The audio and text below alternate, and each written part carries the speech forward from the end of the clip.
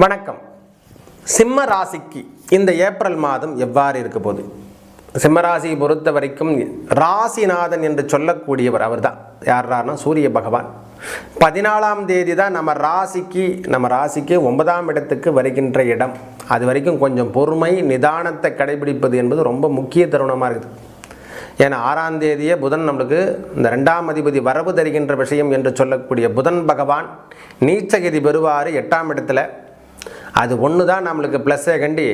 சனி செவ்வாய் சேர்க்கை பெறுகின்ற நாட்கள் 1ஆம் தேதியிலேருந்தே கொஞ்சம் மன உளைச்சல் இது மாதிரி விஷயங்கள் இருக்கும். தேவையில்லாத இடப்பெயர்ச்சி, தேவையில்லாத கொஞ்சம் அலைச்சல் என்பது காணப்படுகின்ற காலமாக இந்த மாதம் இருக்கும் ஐயா. இல்லைன்னா நம்ம வீட்டு தாயார் சார்ந்த உடல்நலத்தில் கொஞ்சம் கவனத்தை மனைவி சார்ந்த உடல்நலத்திலையும் கொஞ்சம் கவனத்தை எடுத்துக்கக்கூடிய காலமாக இந்த மாதம் தென்படுது சிம்மராசிக்கு. முழு அமைப்பு எதிரான ஒரு 14ஆம் தேதிக்கு அப்புறம் தான் உங்களுக்கான அமைப்பு கிடைக்கும். வருமானம் தருகின்ற விஷயங்கள் கிடைக்கும்.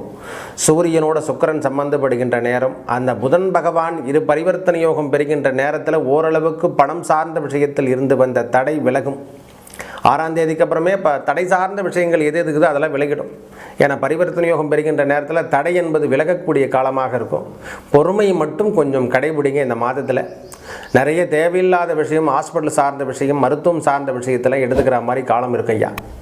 இந்த கழிவு பாதை இது மாதிரி விஷயத்தில் கொஞ்சம் கவனத்தை எடுத்து, கடன் சார்ந்த விஷயத்திலையும் கொஞ்சம் கவனத்தை எடுத்துக்கக்கூடிய மாதமாக இந்த மாதம் ஏப்ரல் மாதம் திகழ்கின்றது. கடனோ கடன் சார்ந்த விஷயத்திலையோ அல்லது வேலையோ வேலை சார்ந்த விஷயத்திலையோ உடலோ உடல் சார்ந்த விஷயத்திலையோ இந்த மாதம் 14ஆம் தேதி வரைக்கும் கொஞ்சம் கவனத்தை எடுத்துங்க. அதுக்கப்புறம் ஓரளவுக்கு சரிசமத்தை கொடுக்கும். நிறைய பேருக்கு உஷ்ணம் சார்ந்த வியாதிகள் வரும். இந்த 14ஆம் தேதிக்கு அப்புறம் உஷ்ணம் சார்ந்த வியாதிகள் இதெல்லாம் கொஞ்சம் கொடுக்குற மாதிரி ஒரு சூழ்நிலை காணும். தந்தையார் உடல்நலத்தில் கவனத்தை எடுத்துக்கக்கூடிய மாதமாகவும் இந்த மாதம் இருக்குது. பொறுமை தேவை, நிதானம் தேவை. இதெல்லாம் ரொம்ப கொஞ்சம் கடைபிடிக்க வேண்டிய. 14ஆம் தேதி வரைக்கும் பொறுமையும் நிதானத்தை கடைபிடித்தால் போதுமானது.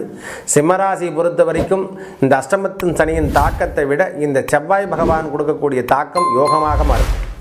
புதன் வந்து 2ஆம் இடத்துல சேரும் பொழுதே யோகத்தை தருகின்ற மாதமாக மாறிவிடும். நல்லது நடக்கும். நன்றி, வணக்கம்.